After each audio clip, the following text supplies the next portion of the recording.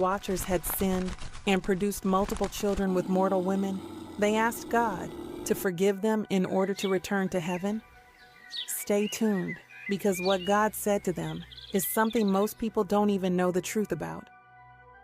Welcome to God's Word Unmasked, where we peel back the layers of biblical history to reveal hidden truths and fascinating stories as watchers descended under the heavens.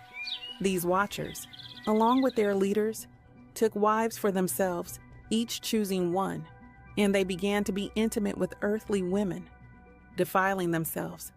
They taught secrets of heaven to their earthly wives. The women became pregnant and gave birth to giants known as Nephilim, who were 3,000 cubits tall. If two Nephilim had a baby, it was called Eliod. These giants' generations grew and continued to gain power. The book of Enoch states that these giants consumed all the resources that men had acquired. At one point, it became impossible to feed the Nephilim with what humans were eating. When those resources could no longer sustain the giants, they began to consume and devour mankind. Yes, mankind, as in human beings like you and me. According to Enoch, these giants were eating and killing God's creation.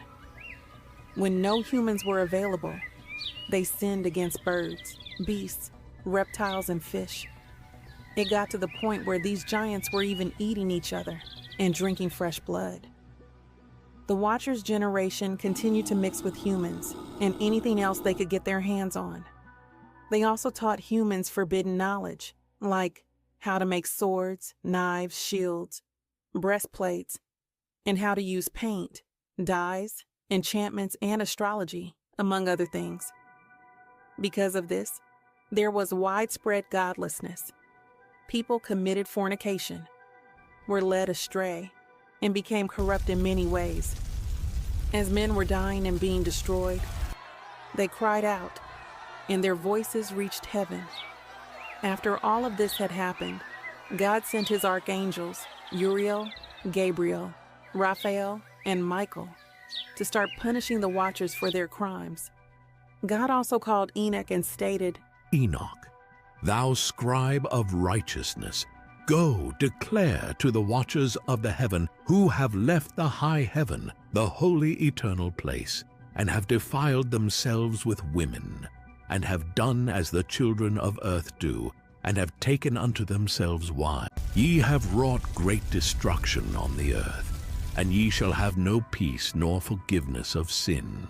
And inasmuch as they delight themselves in their children, the murder of their beloved ones shall they see, and over the destruction of their children shall they lament, and shall make supplication unto eternity. But mercy and peace shall ye not attain.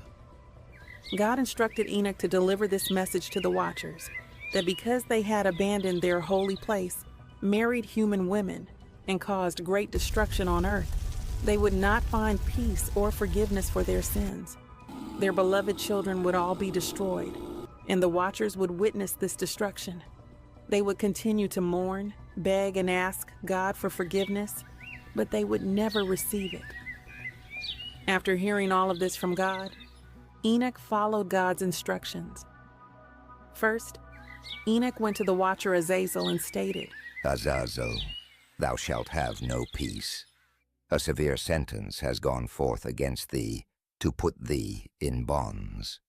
And thou shalt not have toleration, nor request granted to thee, because of the unrighteousness which thou hast taught, and because of all the works of godlessness and unrighteousness and sin, which thou hast shown to men. Enoch told Azazel that he would have no peace and would face severe punishment for teaching humanity unrighteousness. Then Enoch turned to all the Watchers and delivered the message God had instructed. This terrified the Watchers. After Enoch said all this, they begged and asked Enoch to write a petition for forgiveness to God. The Watchers could no longer directly speak with God because of their shame. Enoch, being the kind person he is, agreed to write a petition for forgiveness. He even prayed about the spirit of the Watcher and each of their deeds committed so that they should be forgiven. Pause. Fun fact of the day. Did you know that Enoch was known as Enoch the scribe? Many of the watchers would call him this due to the role that God had placed him in. Now, after writing this letter, Enoch went and sat down at the waters of Dan in the land of Dan. He read their petition until he ended up falling asleep. When Enoch fell asleep, he had a dream where he received visions of punishment and a commandment to deliver a message to the watchers. Once Enoch woke up, he went to the watchers, who were all gathered together and crying in a place called Abel's jail. Enoch shared his visions with the watchers, stating, I wrote out your petition, and in my vision it appeared thus, that your petition will not be granted unto you throughout all the days of eternity, and that judgment has been finally passed upon you. Yea, your petition will not be granted unto you.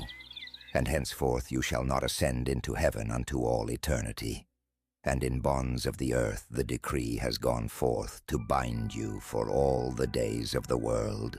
And previously you shall have seen the destruction of your beloved sons, and you shall have no pleasure in them, but they shall fall before you by the sword.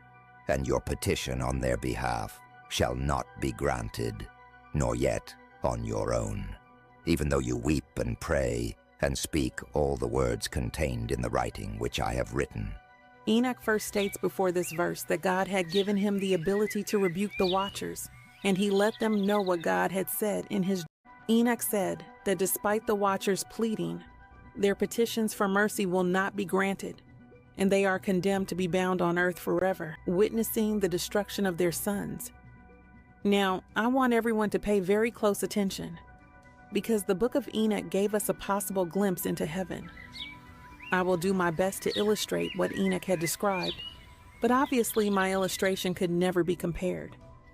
Now Enoch continued telling the watchers about his dream. He stated, Behold, in the vision clouds invited me, and a mist summoned me, and the course of the stars and the lightnings sped and hastened me, and the winds in the vision caused me to fly and lifted me upward and bore me into heaven. And I went in till I drew nigh to a wall which is built of crystals and surrounded by tongues of fire. And it began to affright me. And I went into the tongues of fire and drew nigh to a large house which was built of crystals. And the walls of the house were like a tessellated floor made of crystals, and its groundwork was of crystal. Its ceiling was like the path of the stars and the lightnings, and between them were fiery cherubim, and their heaven was clear as water. A flaming fire surrounded the walls, and its portals blazed with fire. And I entered into that house, and it was hot as fire, and cold as ice. There were no delights of life therein. Fear covered me, and trembling got hold upon me. And as I quaked and trembled, I fell upon my face. Enoch pretty much had stated that a mist was calling for him, and a cloud invited him up to heaven. The winds in his vision lifted him up, causing him to fly into heaven. In the dream, Enoch reaches a wall made of crystal, surrounded by flames, which startle and frighten him. He goes through the flames and approaches a large house made entirely of crystals. The ceiling of this house is like the path of stars and lightning. Between them, there are fiery angelic beings called cherubim. The house is surrounded by a flaming fire. When Enoch enters, he feels an extreme contrast of heat and cold, indicating a place devoid of any normal comforts or joys of life. Fear grips him, causing him to tremble. Enoch, at this point, falls down to the ground, overwhelmed with fear.